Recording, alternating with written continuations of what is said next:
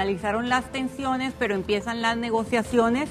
Nos acompaña desde Javier Rivera, expresidente de la Cámara de Comercio, el ministro de Economía y Finanzas, Dulcidio de la Guardia, Ebrahim Asbat, que es abogado y analista, Eloy Alfaro, es ex embajador en Washington, también abogado, y Gigi de Porras, fue ministra de Comercio, también directora de Ingresos, y es abogada, y el doctor Jorge Eduardo Ritter, ex canciller y analista de Radar. Doctor Ritter, ¿quién ganó y quién perdió en lo que se dio esta semana? Bueno, vamos a ponerlo en perspectiva primero. El martes que se cumplió el plazo que había dado la ministra de Relaciones Exteriores para que Panamá saliera de las listas de paraísos fiscales de Colombia, se anunció simultáneamente en Panamá y en Bogotá que el presidente Santos había firmado un decreto que sacaba a Panamá de las listas fiscales de paraísos fiscales, y en Panamá se anunciaba igualmente. Sin embargo, esa noche no hubo el memorándum al que ambos hicieron alusión, no apareció esa noche, apareció al día siguiente, con lo cual se les permitió a cada país decir e interpretar a su manera lo que había ocurrido. Yo no sé si eso fue porque no había, el memorándum no estaba todavía firmado, o fue un acto también negociado para que los dos pudieran presentar, al menos en ese primer día, el acuerdo tal como le convenía a sus respectivos países. De manera que el memorándum apareció al día siguiente. Es un memorándum mucho más extenso de lo que se creía. En ambos países aparecieron en las páginas web respectivas, y ahora nos corresponde es entrar a considerar qué fue lo que ocurrió, dónde se dio Panamá, dónde se dio Colombia. Pero para ponerlo en términos muy simples, Panamá había exigido que para el martes de esta semana tenía que estar fuera de las listas fiscales o no iba a negociar. Colombia había dicho categóricamente que no podía sacar a Panamá de las listas de paraísos fiscales. De manera que el resultado neto, en primera instancia, pareciera muy claro. Panamá salió de las listas de paraísos fiscales y ahora es que se va a entrar a negociar. Es decir, vamos a comenzar a negociar en las condiciones que Panamá quería negociar, fuera de las listas fiscales, de las listas de paraísos fiscales. De manera que ahora nos corresponde a cada uno determinar, sobre todo los especialistas que tenemos, quién ganó, quién perdió, sobre todo qué se dio Panamá en ese memorándum, qué se dio Colombia en ese memorándum, y si fue para ambos un buen final. Me llama la atención lo que usted menciona de que cada país, cada gobierno lo reclamó como una victoria, porque precisamente yo tengo aquí los tweets que escribieron ambos gobiernos, inmediatamente se filtró la noticia. Juan Manuel Santos dijo: vamos a negociar tratado con Panamá que incluirá intercambio de información financiera. Eso lo pone primero, y después pone: firmamos decreto para excluirla de paraísos fiscales. Ese tuit de un país de 45 millones tuvo 274 retweets, bastante poco si lo comparamos con lo que ocurrió con el mismo tuit, pero de la canciller panameña Isabel de San Malo. Ella anunció: me complace informar que los acercamientos entre Panamá y Colombia han resultado en la exclusión del país de la lista de paraísos fiscales. No mencionó nada del memorándum. Y ese tuit tuvo 636 retweets, el doble a pesar de que tenemos 1/10 de la población. La tragedia de esta modernidad es que problemas tan serios hay que reducirlo a 140 caracteres. Pues los retweets y todo, pero a la larga las políticas se han fijado en 140 caracteres. Lo que hay que ser un maestro de la síntesis para poderlo hacer. Así es, pero nos sirve para reflexión de cómo reaccionaron las opiniones públicas de ambos países y de cómo se vendió. Ministro Dulcidio de la Guardia, ¿cuáles eran los objetivos fundamentales del gobierno y cuáles son a partir de ahora, en este caso? Primero, yo creo que tiene que quedar claro que tanto Panamá como Colombia están buscando y protegiendo sus intereses y tienen objetivos que lograr, ¿no? Colombia tenía o tiene como interés, y lo ha sido dicho públicamente, de que ellos están buscando el intercambio automático de información en función de las recomendaciones de la Organización para el Desarrollo Económico la OCDE, con sede. Ellos se adhieren a la recomendación de la OCDE del intercambio multilateral automático, y lo que le han planteado a Panamá era eso, exactamente eso. Nosotros queremos un tratado de intercambio de información automática. ¿Con quién Panamá tiene intercambios de información automática? Con ningún país. Panamá ha firmado 30 tratados en este momento, la mayoría para evitar la doble tributación, algunos de intercambio de información, y en ningún caso es automático, todos son a requerimiento, en donde el otro país le pide a Panamá: yo tengo un proceso contra un ciudadano de mi país y necesito la colaboración, un proceso fiscal, y necesito la colaboración de Panamá para poder enfrentar ese proceso fiscal, y eso requiere obviamente los procesos administrativos entre las autoridades de impuestos. Entonces, eso es lo que quería Colombia. Para Panamá, esa posición era inaceptable.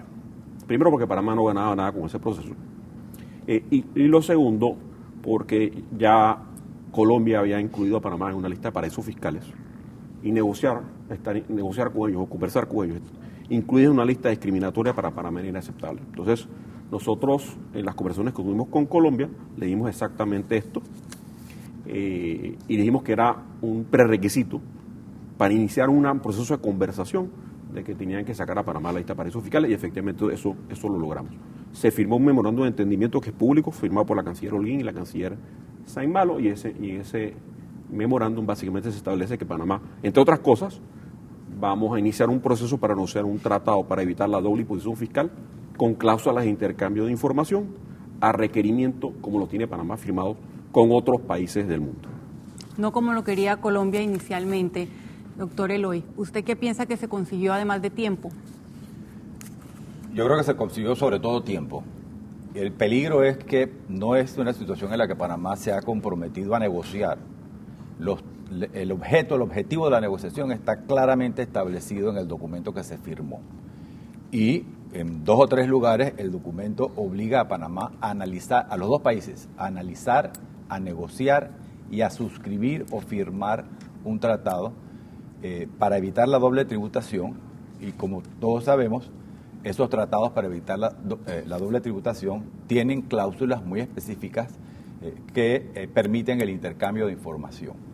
En este caso, el tipo de cláusula que se va a incorporar en ese tratado que estamos comprometidos a negociar y a firmar es muy específico, porque el documento hace referencia expresa a el modelo de la OCDE del año 2010.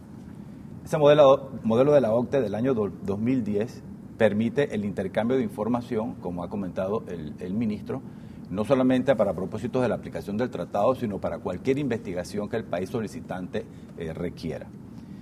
Y el problemita con esto es que una vez que ya usted entra en ese carril, a la larga vamos a tener esta presión que estamos teniendo ahora para escalar un paso más y conformar el tratado que se firme y la obligación de intercambiar información a los modelos que la OCDE tiene ya ahora mismo y que sí permiten intercambio de información automática.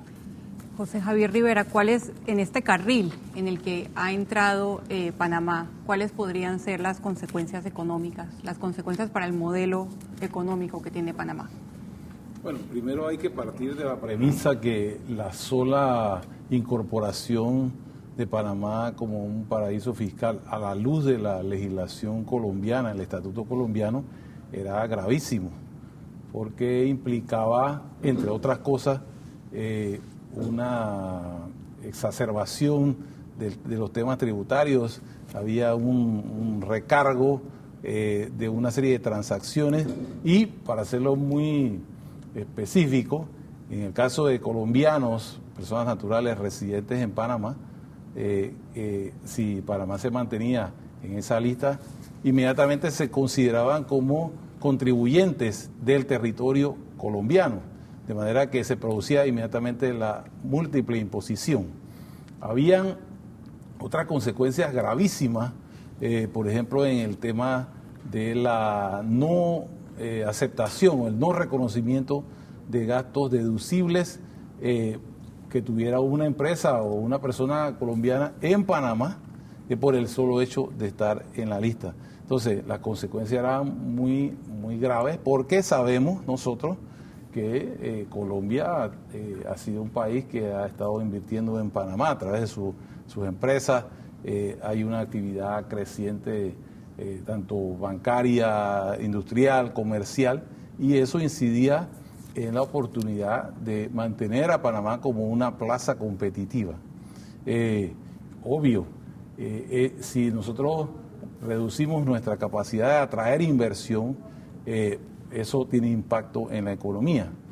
Por ejemplo, los viajeros que vienen de Colombia son miles. Entonces, todo ese universo de situaciones tenía que ser sopesada, porque no era solamente el asunto de la lista, es que la lista obedece a un diseño de un paraíso fiscal que no corresponde con Panamá, pero está ahí y es una norma de carácter legal, no es tan fácil deshacerla. Entonces, Panamá definitivamente que yo creo que ha tenido un resultado objetivo conveniente al salir en un periodo muy corto de esa lista.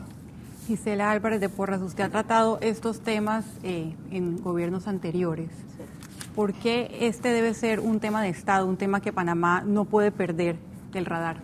Sí, yo creo que, como hemos comentado previamente, Panamá estuvo en una posición muy vulnerable, y entre las cosas que considero que ganamos es que finalmente nos hemos dado cuenta que es un tema que tiene que estar en la agenda. Es un tema que no podemos seguir apagando fuegos cuando se nos presenta una crisis, y quisiera analizar en lo que han comentado los colegas.